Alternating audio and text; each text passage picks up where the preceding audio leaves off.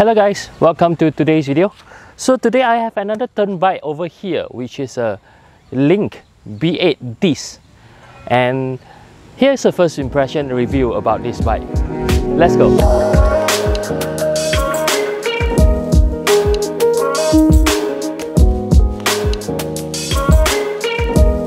So for those who already watched my previous video that is about P10, this is another bike that I got loaned from Tern Malaysia so that I can have a quick review about the bike. And as usual, I will break this video into a few parts, which is quick introduction of Tern, the frame set, the group set, the wheel set, and also the finishing kit. Just a quick brief, Tern is actually founded by Dr. David Horn's son, Joshua Horn. Who is David Horn? David Horn is the founder of Horn, and so why do the son started another brand that compete with his own father? There is a story about it, but I already mentioned it in the previous video, so do check out with link over here. And obviously Tern is a brand that always work on their branding, and they emphasize a lot of stiffness, efficiency, urban riding, and so on. The bike I got over here, it seems like a rather new model. I'm not very sure. I'll check with Tern Malaysia and then I'll put it in the description, because it is a Link B8 disc. For those who don't know, Tern actually categorize their bike tiers by using alphabet in front, and the number behind usually is the number of speed. So from B to D to P to X, obviously the later is the higher range, and B is actually the entry-level folding bike. So let's start with the frame set. The frame set over here is actually a Link series. So when you say Link, it is actually mainly for commuter, multi-transport commute, and also city riding. The Link series actually come with different specs, and this is, I would say, the much more affordable one. Previously, many years ago, I have this Link B7, which is a 7-speed V-brake. I guess it's the same frame, it's just that this one comes with a bit more update. The paint job over here is actually a matte blue. I kind of like how it looks like under the sun. As you can see, it does bring up that urban characteristic. You have bottle cage mount over here at the middle, which is quite standard for folding bike. I can see there is luggage mount at the seat stay. The frame design is the dolphin frame design like most of the Tern bike. It's just that you can see it's quite a different compared to Verge. Verge are much more aggressive, and Verge come with the T-tuned, and this one is the regular geometry. The saddle and the handlebar is actually shorter compared to Verge. So the frame is actually an aluminium frame. I'm not sure what aluminum series is this, because I couldn't find information about it. And aluminium is actually one of the best material to build bicycles. It is lightweight, it is cheap, it is stiff. You can see the welding over here is very typical welding when you talk about aluminium frame. And with no surprise, this is a bifold folding bike. So you have a frame joint in the middle, you have another joint at your handle post, and you fold it half and then you fold down your handlebar, and then that's it. So the fork over here is a high tensile steel fork. You will be able to see fork like this at most of the affordable or entry-level folding bike. There isn't much highlight in terms of the frame. It's basically a pretty standard frame that does the work well, I would say. But when we talk about Tern, right, they always have this special technology that they try to apply on their frame joint, which increase the stiffness according to them. However, it doesn't apply to this bike. So this bike is actually using older technology that is called FBL2 joint. You can see it's rather similar with how the other brand, Horn or FN Horn, right? You only have a safety lock over here, and then you have a lever over here. Does it really show it is strong? I don't think so. It seems like a rather outdated technology for Tern. Also, when this bike is built for city commute, city riding, I really like how the head tube come with this. It does come with this out front mount, which enable you to buy the brackets, and you can put on your kanga rack or your basket for your urban riding or for your commuting. Another things that I really like is this frame actually come with a kickstand mount, and also it does come with a kickstand, which again is something very welcome when you talk about urban riding. So now let's move on to the next part, which is the group set.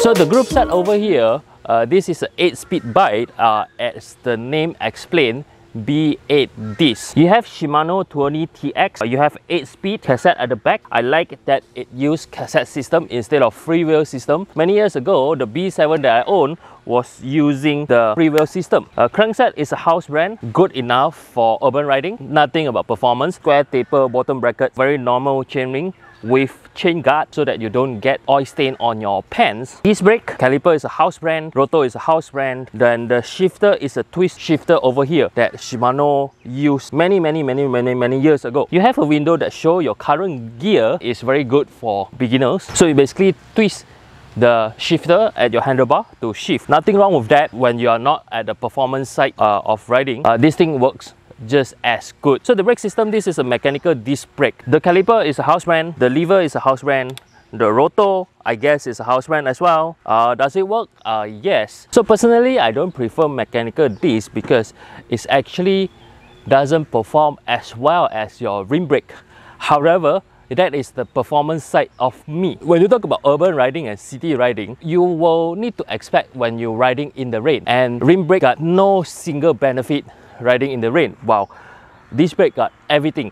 So although the braking power is not as great compared to rim brake, but I guess putting on the disc brake at the urban bicycle is a great choice. You actually can easily upgrade to a hydraulic disc brake, but of course that comes with a higher maintenance as well. So group set, very straightforward, a lot of in-house brand. You can see there's a lot of things put in is non-performance oriented, just to make things work and just to keep people started. Next, let's move on to the wheel. So the wheel set over here, again, because it's a very entry-level targeted bicycle, it's an in-house wheel set. There's basically no brand. It's a silver spokes. I guess it's a generic spokes as well. You get Kenda K West tire, and the wheel size is actually 406. For those who don't know, again, 451, 406 in folding bike world is like a mountain bike and road bike. The 406 take wider tire and measure by inch, while the 451 take narrow tire and measure in mm. So like I said, just like your mountain bike and road bike, and 451 diameter is actually longer compared to 406, but 406 does have that plush tire that adding a lot more comfort into it. When you look at this bike, right, there's a lot of in-house brand. I also wanted to talk about it a little bit. A lot of people don't like in-house brand, especially seasoned rider. They will think like in-house brand is basically a way to cut costs from the bike brand. But I guess when you're looking at it from a starter perspective and also bike company perspective, it makes a lot of sense. Getting an OEM house brand, I will be able to cut the cost down and launch a value for money model so that people could start riding bike, and when they want to, they can upgrade to the next level. Also, when you buy brand from Tern or Dahon, all these brands that care about their product, they will actually source for proper supplier when they talk about their OEM bike parts. I give you an example. When you come into the road bike world, there is a lot of international brand that using Giant as OEM, that using Merida as OEM. It's just that with their own brand. So Giant and Merida is actually producing the frame and the fork for brands that is much bigger.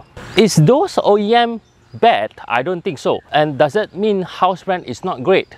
I don't think so too. In the performance world, you have house brands like Roval, Bontrager, and a lot more. It is kind of the trend. It's just that when it comes to folding bike or urban riding, to get things started, and non-performance oriented is the way to go. I also miss out something that I really like about this bike, which it does come with a mudguard. Again, when we talk about city riding, riding in the rain, riding in the wet, you might get puddle, you might get whatever dirts. It's non-performance oriented, right? So having a mudguard over here is very practical choice and very smart choice. So I don't have to worry about wet bump, water splashing on my shirts and so on. And now let's move on to the finishing kit. Okay, so the finishing kit over here, right? The first thing that you could see is the handle post joint. This joint is actually called Q-lock, and again it's a rather old technology because Tern has been using the Physis 3D handle post for many years. If you are in the folding bike world long enough, this design was actually used by Dahon many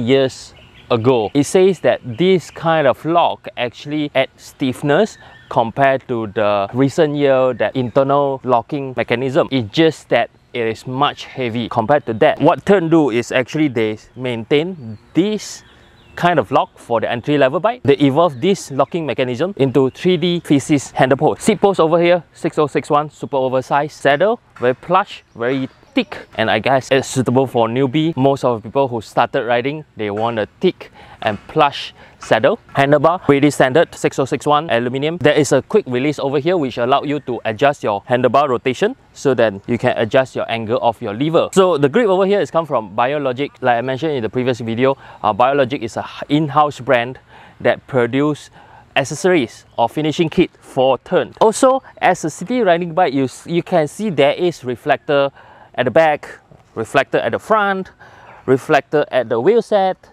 and so on. All this is for the safety, although it doesn't look that great. Pedal, plastic foldable pedal, good enough for normal riding, but I guess this will be the first thing that I will change it away. One thing that I really like when you talk about entry-level bike, right? Most of them have a telescopic handle post, which means you can easily adjust your riding position to be upright or to be aggressive. So yes, pretty complete package, priced at less than 2,000, and I guess this is a very good bike if you looking at the brand behind. Oh yeah, one more thing, this bike does come with a Magnetics 2.0 so that you can keep your folding package tight together. Before I forgot, free hub sound check and also the folding process.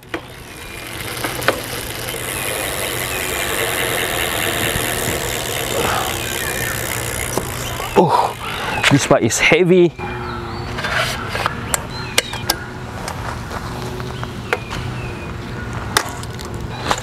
That is it. Alright, now let's go back for 3 things I like and 3 things I don't like. Now come back to 3 things I like and 3 things I don't like.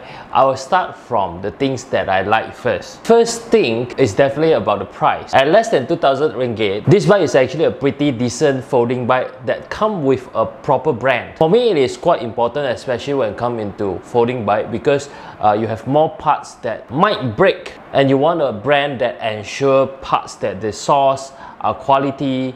In case of any defects, they are there to solve your problem, be it a warranty or they'll fix it for you, things like that. The second things that I like will be the adjustable handle post. Although I love the Physis 3D handle post from Tern, right? However, those kind of, you won't be able to adjust your riding posture.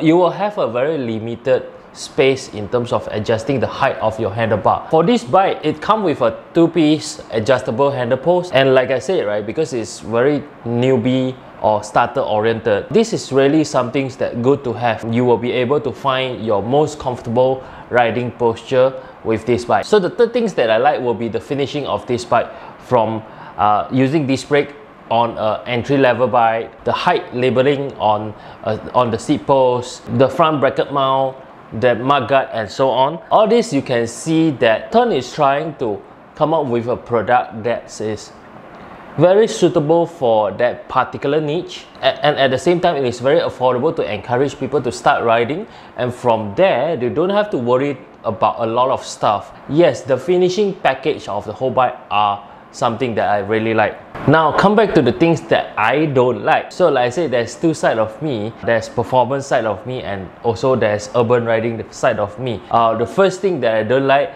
is when you're buying a Tern bike but you don't get to enjoy all the technology from Tern. You don't have the T-tune, you don't have the Physis 3D handle post, you don't have the OCL2 joint and things like that. So for me, if I were to buy a brand that famous for those, I probably would choose model that come with those. The second things will be this bike is very heavy.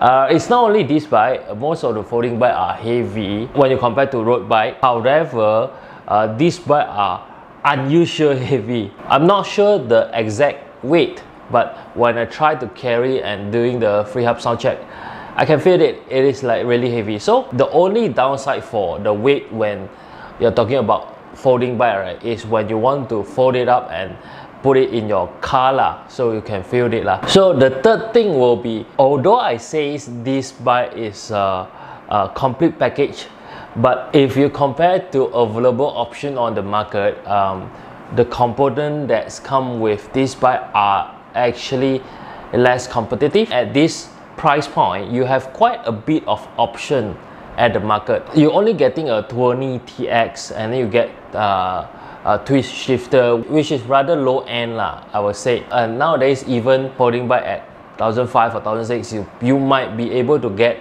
Sora already, or Claris at least. All these things, if this is a concern for you, especially for those who are already riding for quite a while, it's very hard for you to justify to spend 2,000 for a 20 TX. Overall, the urban riding side of me really like this bike, but the performance side of me don't really like it. Is it a good bike? Yes, it is. Is it value for money? Maybe you will have more option, but when you factor in the brand, then yes, it is a very decent bike lah.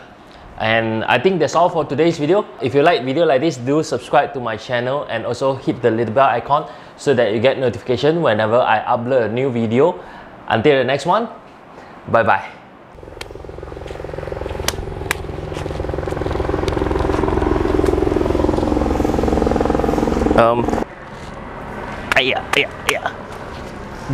You get Kenda K West tire.